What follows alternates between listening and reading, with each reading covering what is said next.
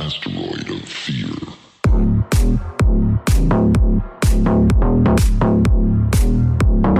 Welcome to another episode of the Men of the House podcast, and I'm going to be telling my story again. Another Wednesday of me.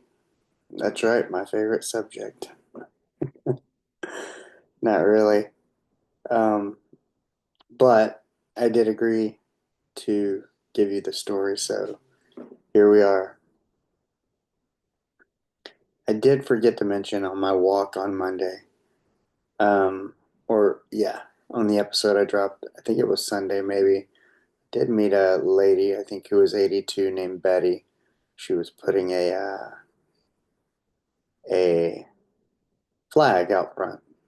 I stopped and talked to her. Her husband had passed away, and she met someone, and the lady told her about the unit over here.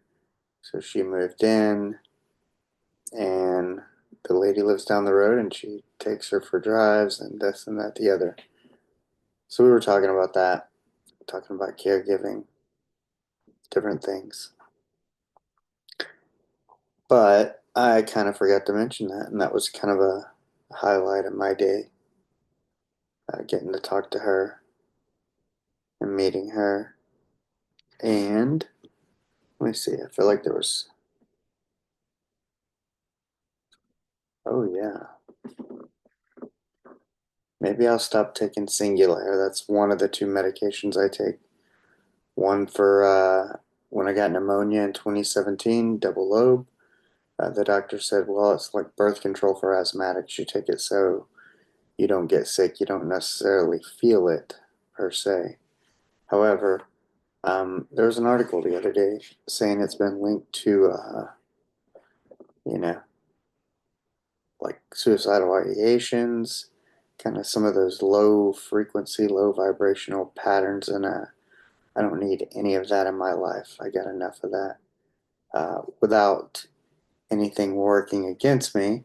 And I am not the same person I was in 2017, internally, externally, weight, health. So, when I started taking that, I was really sick coming off a bout of pneumonia. Therefore, I think I'm going to give it a whirl. I just got to remember not to take it because I pack it in my medicines. Yeah, I'm going to roll the dice. Forget about it. Yeah, get off another medication. Fuck that shit. I don't need it.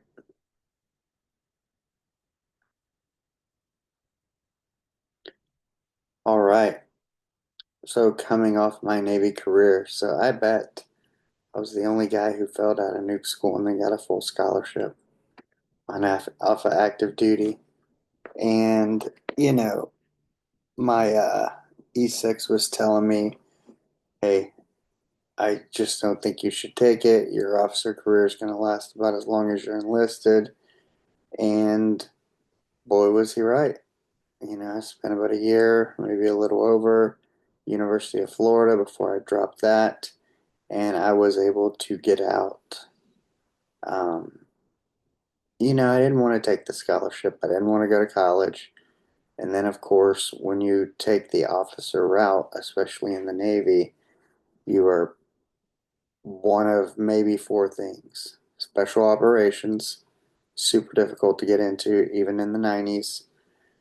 Uh, Aviator, um, submarines, submariner, or SWO Daddy, surface warfare officer. And that means you're like doing all the different general tour type things. You're going to be an engineer, probably do some operations, navigation, stand watches, because ultimately you are training to drive a ship, run a ship. Now, I don't know about you, but that did not seem of interest to me. Um, Neither did being a submariner or, nor a pilot. But yeah, that, one couple of different things. One, I didn't want to be an engineer. We've already established that. And with those scholarships, you have to take calculus 1 and 2, I think with physics, or physics 1 and 2 with calculus, calculus 1 and 2 with maybe analytical geometry or something. I don't know, but very engineering heavy to where even if you're not going to be an engineer, you're almost going to be forced to switch to it because they are so um, math and science heavy. Because ultimately, they're going to have you driving a ship and you need to know about engineering. And yeah, so again, my grades were so so and then kind of poor. Um, part of it was just a combination of things. One, I didn't want to be there. Again, just like boot camp, I'm stuck in a job I don't want, moving further down the line towards a job I don't want. And during this time, I probably, let's say, maybe fall in love for the first time. Yeah, that was electric and somewhat toxic. Maybe somewhat, not really. But overall, I mean, we were young and yeah, everybody's got one of these stories and it's good and then it sucks and it's very difficult to deal with. And again, true to my fashion and pattern, um, dealt with it poorly. I was already feeling unworthy, the inability to be forgiven, and this just made me feel worse about myself. Not feeling adequate, not feeling good enough. But of course, 30 years later, I can understand. I mean, we were not going to be married and do X, Y, Z. We were just too young. Yeah. But yeah, we met at University of Florida. I think I knew immediately the moment I saw her, was going to somehow have her in my life, whatever that meant or looked like. It was electric. Um, if you've ever had those moments, a look across the room, it was the night of Gator Growl, and I was on the drill team, and we had performed in front of the entire stadium at University of Florida, and we were tossing rifles, and I was first person on the screen, the shortest. I was at the front of the stack, and she had seen me, and I went to a party at one of the girls who was in ROTC. Um, it was one of the roommates' friends, one of her roommates' best friend. And I walked in, she was sitting on the bed. I remember looking at her and a smile, and you lock eyes with someone, and it's just over. You both know. Um, that's one of the awesome things about connection when you make it, when there's a real thing. I don't know that those are the best connections, or if those are the ones that last 20 years, or they're the ones that are kind of uh, animalistic in nature and very lustful. But yeah, it was a little bit like that. Fireworks, just knowing you're going to be with that person, like you just look at them and you both know. It's so weird how that can happen. But yeah, she introduced me to, her best friend. The ex-boyfriend became one of my good friends, Jamie from Boca, and I would end up moving to Boca after my college career. But, in terms of college career, yeah, it it was just a year of it was somewhat fun. I had some good times kind of with the military people. We didn't do fraternities because kind of being in the military, all the prior enlisted people, we were kind of like our own fraternity, but a lot of drinking, a lot of hazing. Um, yeah, because there hadn't been a drinking age in Japan. And I had my 19th birthday there, so I mean, drinking wasn't that big of a deal. And there were some points, yeah, we definitely drank too much. It was just kind of part of the culture. Not saying that that's right or wrong, but this was the military culture in the 90s. So a lot of drinking, a lot of fun, doing things like rappelling off the third story of an apartment building. Um, just crazy things. That's why I always say nobody is more surprised that I'm alive than myself. Just some of the things. I mean, taking off in the middle of the night, driving to Daytona Beach, going swimming in the ocean in the middle of the night, then heading over to a pool. Wow.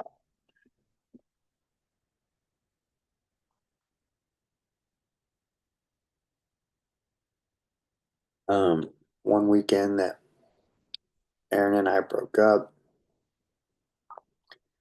uh, man, it was like Thanksgiving. She had cheated on me, and I just remember being kind of so heartbroken, and I was sick. I'd never taken NyQuil, and me, Sean Suter, and Joe Conway were in West Palm Beach visiting my uncle, and because she was from Boca, and we kind of drove back over the weekend, and I was so sick, I was ready to check myself in the hospital. It was kind of like having mono again, and Joe's like, "If you've never had NyQuil," so I was taking shots of NyQuil. We were drinking. I was just so hurt that I did not care.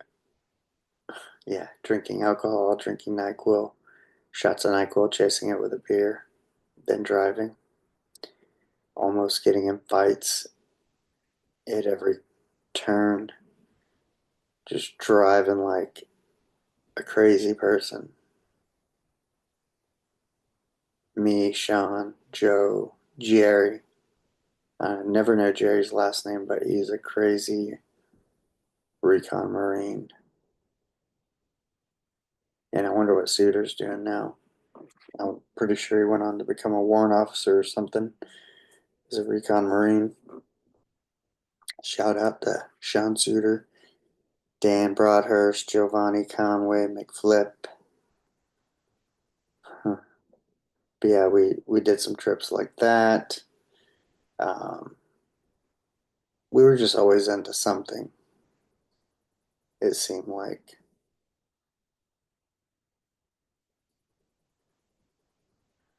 But yeah, there was school, there was always the option of switching over to Marine option, which I went for a little 4 mile ruck with them once. Or no, I think it was more like 8. It was more than 4 miles. I ended up with blisters. Oh, this is episode 100. I remember swimming a lot because they wanted us all to be like level 1 swimmers. It's not required, but it looks good. I could never pass the burning oil drill where you like jump off the platform. You got to swim underneath and you got to break the water, only like allowing your lips out to get some breath. Because it's like if there's burning oil, you're pushing the oil and flames away from your face so you don't burn your face off. Getting air, going back under, and doing that 3 times. Now, if you didn't pass it, which I didn't, that meant that you had to swim like 3 times a week. So I did that. A lot of towing other people across the pools, windy. I remember her. I was a little guy then, probably 5'4", 120 pounds, 127 pounds, and when we were doing the rescue swimmer kind of drill, and there was like 4 of us left, and it was me, Wendy, Joe, who's about my size, a little bigger, and this other dude, and She's like, I want him when it was time for us to do it. And Joe got the big tall dude, and I got Wendy, which it was easy for her to carry me across the pool because I'm a little dude. But she was large chested, and it was super difficult for me as this little guy to like spin her around, come up underneath her, and try to get my arm around her chest and torso body area in order to drag her across the pool. But I made it. We made it. And Wendy ended up becoming a really good friend. She was kind of like a friend that was a girl who she brought me. I remember this little Christmas tree that I had forever. Um, I think she ended up in Corpus Christi or something. But yeah, she was a prior enlisted person as well. That was one of the things we bonded over. That was also when I may have told this story where I had this dream. Wendy was one of the people I told, I believe, where I had a dream one night that I have this feeling I get when I'm asleep that I feel like my head is spinning. Like if you've been drunk and your head is spinning, and I feel like I'm going to spin into this kind of place. Like if I spin into this next dimension, I'm not going to wake up. And so I always try to wake myself up. In this particular time, I tried to wake myself up, but when I opened my eyes, I looked up and there was someone in all black who looked like kind of like the devil, but in a priest's outfit, choking me. And then he punched me in the jaw, and I woke up. And it was weird, and I had no way to assign meaning to it. And I can remember telling Wendy, um, you know, my jaw is swollen. You can see it, it hurts. And, we were talking about do we believe in stuff like that? And then I got a call that afternoon that my grandmother had passed away the night before when that was happening to me. So I always felt like it was her taking my place, that the devil had come for me or an angel. Because, like I said, he had the darker connotation, but wearing a priest outfit with a little white collar. Yeah, that was kind of one of the significant things. And then, of course, when I came back from college, I remember that's when my parents were split up. I believe, I want to say it was during that time or before that time. Somewhere in there, my parents had split. Probably like my second semester in college. Or maybe when I came back after the summer. And, you know, so between that and a breakup of like your first love, um, and already feeling like my worth was low, and then feeling like, well, how long have my parents been in this situation? And why didn't they tell me? But that's just kind of the way it is, the way it was, the way they decided to do it, even though we were all very close. But that definitely influenced how I would behave moving forward in terms of pushing away from everyone and everything, kind of staying and hanging out in Florida, moving down to South Florida, Boca Raton, um, and becoming roommates with Adam, who was Jamie's best friend from high school. And Jamie is the ex-boyfriend of Alyssa, who Alyssa was best friends with Erin, the girl that I dated from Gator Girl. So you take all those things. Yeah, I dealt poorly, pushed myself away, and through having met Jamie, having us bonded over being broken up with by best friends, um, I ended up skedaddling and not coming home, not talking to parents very much over the next 4 to 6 years. But yeah, a lot of tough experiences, being in a role again, being in a position with no end game in sight other than to kind of fell out. Because I really didn't want to just get rid of the scholarship and have to go back to the fleet, although I considered it. But at that time, I was probably in love or dating or something like that. So again, it was walking that fine line of kind of being on probation. You know, I could have had another chance to pull myself out and be on academic probation, of course, but you continue to go through, then you end up probably a damn swow daddy. Not a bad life for some people, just wasn't the life that I wanted. You know, I wanted to do something kind of on the ground. I grew up playing in the woods, playing commando. So whether it was a field corpsman with the Marine Corps or, you know, being a Navy SEAL would have been cool, something like that. I was not interested in learning to drive a ship or a sub or really a plane. None of that. So yeah,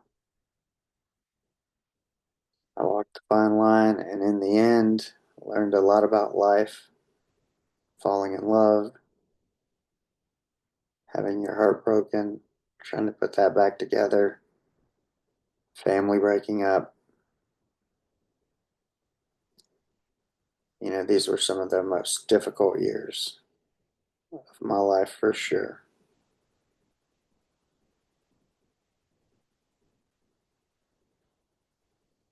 And it would kind of influence what I would go on to do, which we'll talk about next time. Kind of my time in South Florida and the remainder of my 20s, because this takes us to about 20 years old. Yeah, almost 21. So we'll pick up at almost 21. Kind of like my wife said, they got that store Forever 21. We got almost 21 for the men. But yeah,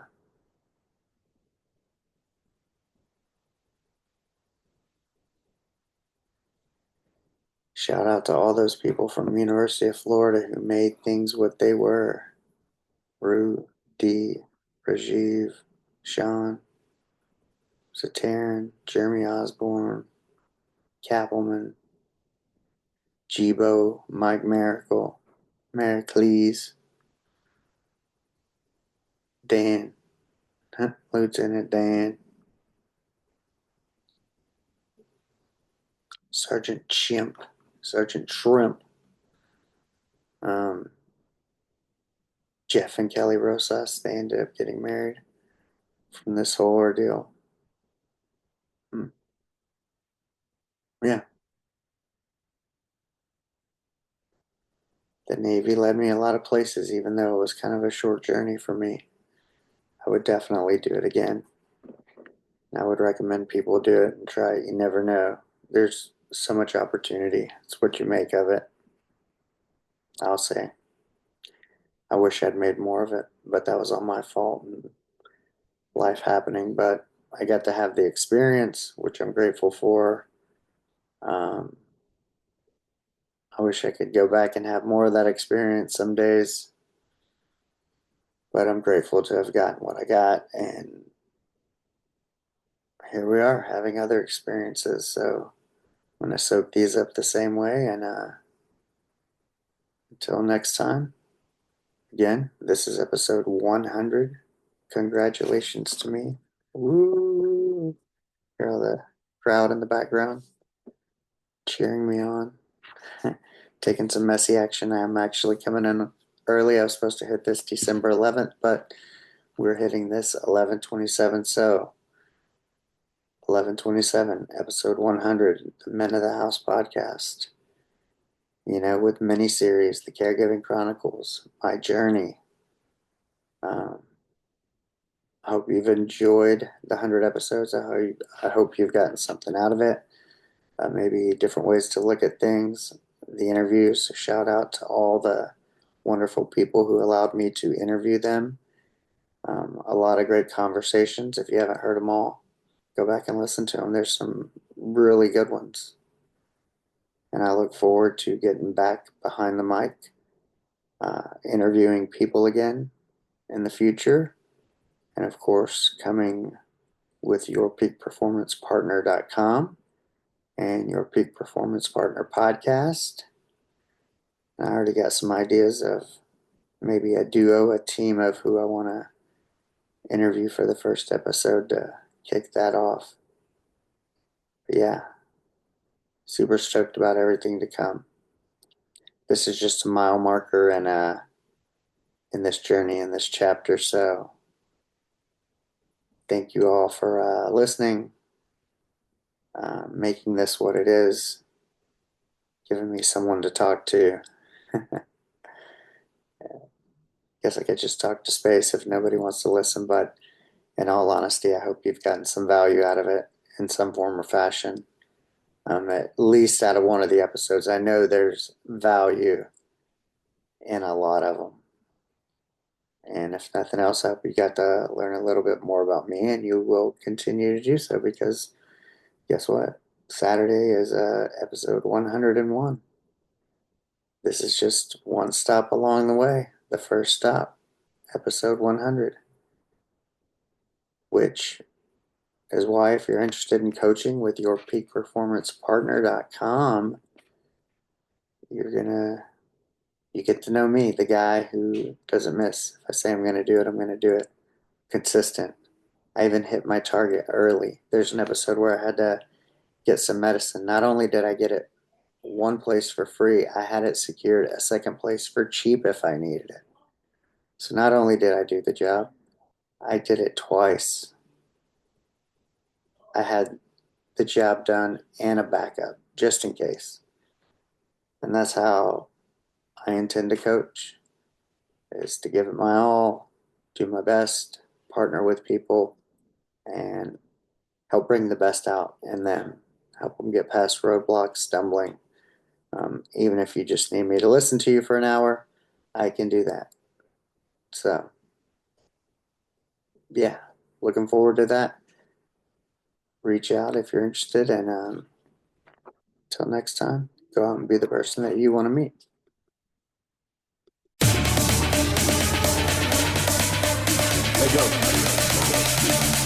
Asteroid of fear.